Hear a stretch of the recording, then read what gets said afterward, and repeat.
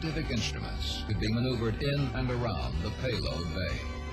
Only some general comments on the arm operation.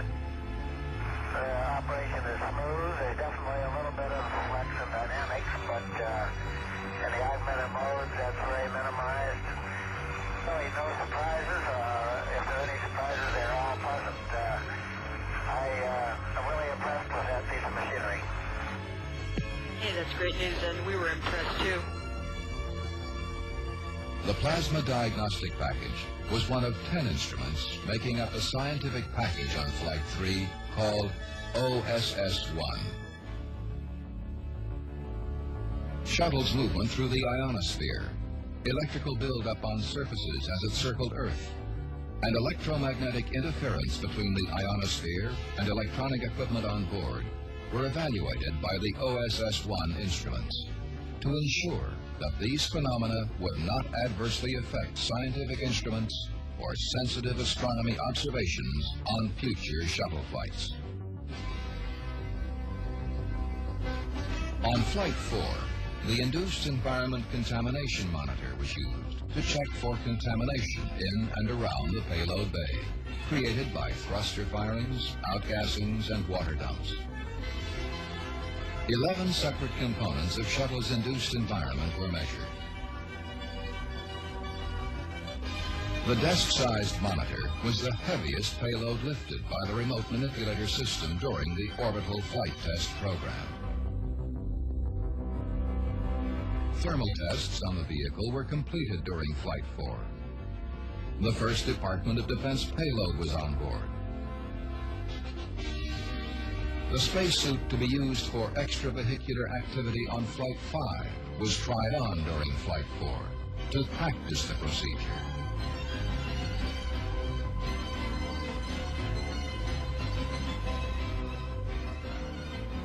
And astronauts T.K. Mattingly and Henry Hartsfield conducted a thorough evaluation of on-orbit procedures for the upcoming operational era of spaceflight, when Columbia will launch into Earth orbit on a routine basis.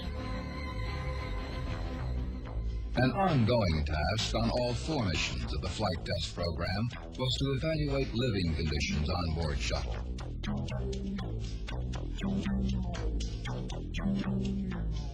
Items included food preparation,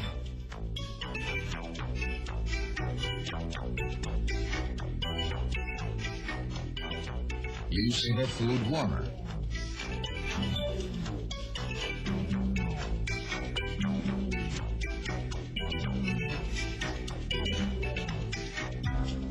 a freezer on board Flight 4,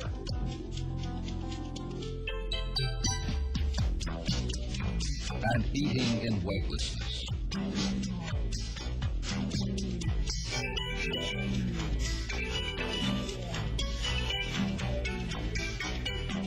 Personal hygiene tasks were evaluated.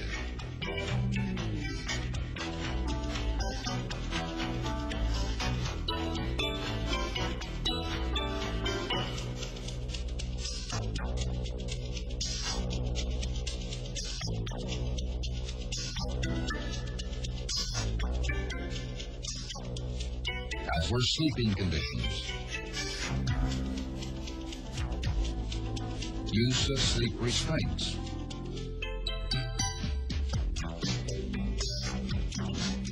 And a sleeping bag.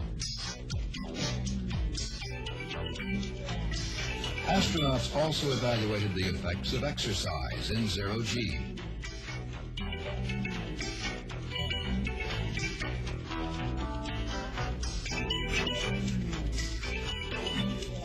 This unique device, designed by a fellow astronaut, allowed the user to monitor his own heartbeat while jogging.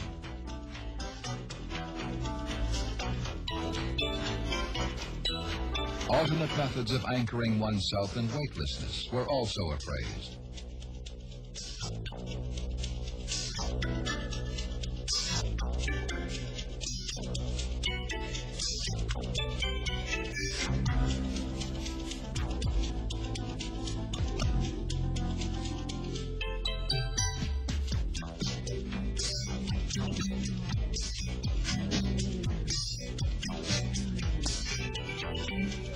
Very busy schedules are forecast for upcoming shuttle flights, when crews will be comprised of at least 4 people, including women.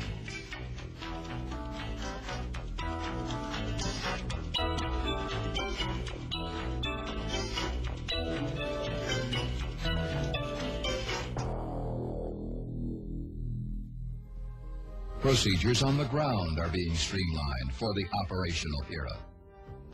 Processing time was cut in half during the orbital flight test program.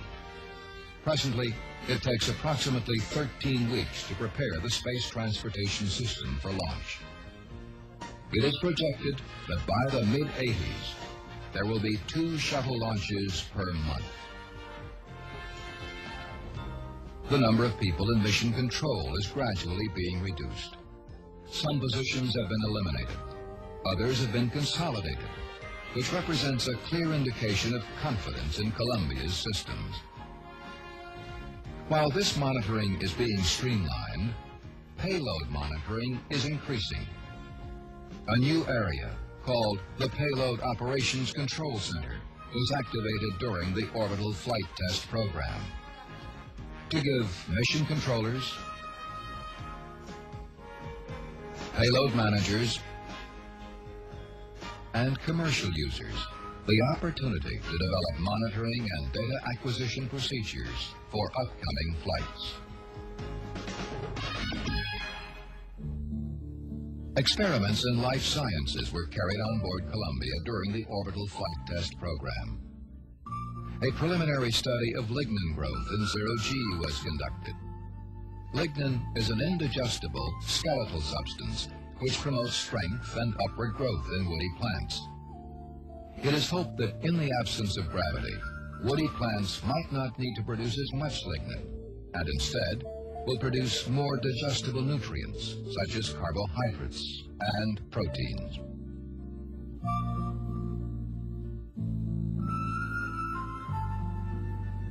The effect of weightlessness on some flying insects, bees, moths, and flies was studied. The project, conceived by a high school student, was one of 3 experiments flown on Columbia as part of an annual science competition co-sponsored by NASA and the National Science Teachers Association. Equipment to process materials in zero gravity on future flights underwent initial testing during the orbital flight test program. The monodispersed latex reactor made polystyrene latex microspheres to determine if large identical-sized latex microspheres could be manufactured practically and economically in space. Presently, large microspheres cannot be produced in uniform sizes on the ground. Yet medical and industrial applications have already been found in cancer research and treatment, glaucoma research, and for calibration standards in medical and scientific equipment. The continuous flow electrophoresis system, built by McDonnell Douglas Corporation, is a prototype of a production unit to purify material for the treatment of disease. The process separates substances according to their electrical charge. Hopefully, yields from the production unit will be high enough to make the product available to a mass market in the future.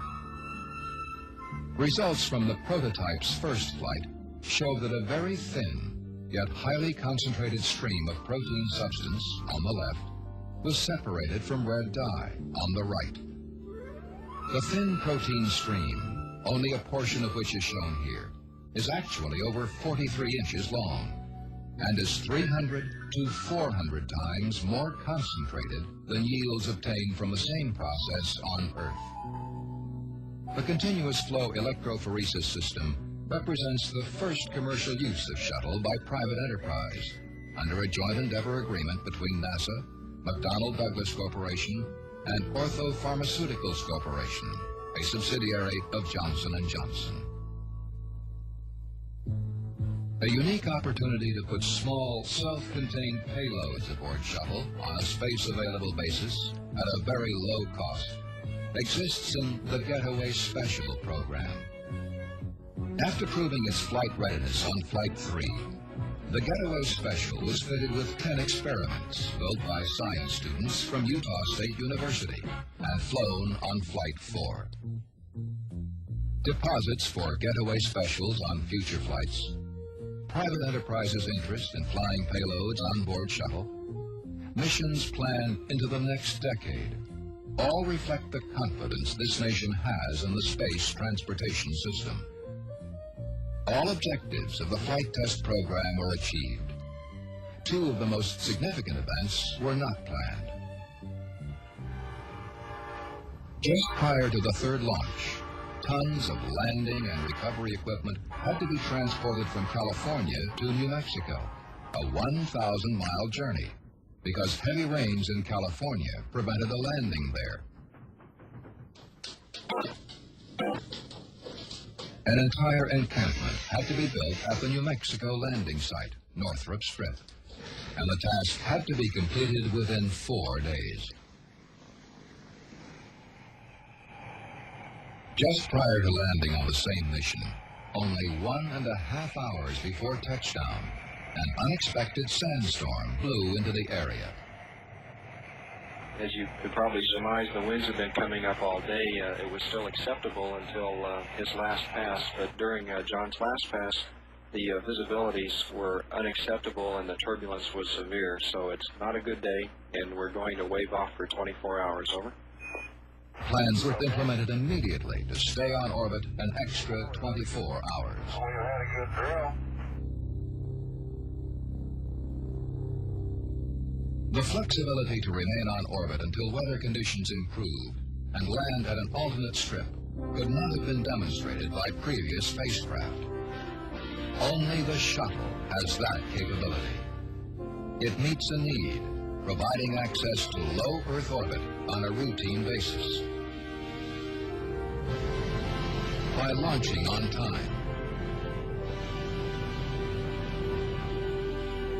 serving as a platform for Earth observation and space observation, deploying payloads, operating in extreme temperature differentials while on orbit, providing ample living accommodations for astronaut crews, landing on lake beds,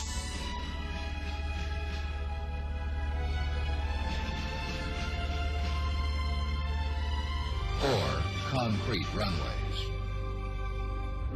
As President Reagan said, the end of the orbital flight test program marks our entrance into a new era. The test flights are over. The groundwork has been laid. Now we will move forward to capitalize on the tremendous potential offered by the ultimate frontier of space.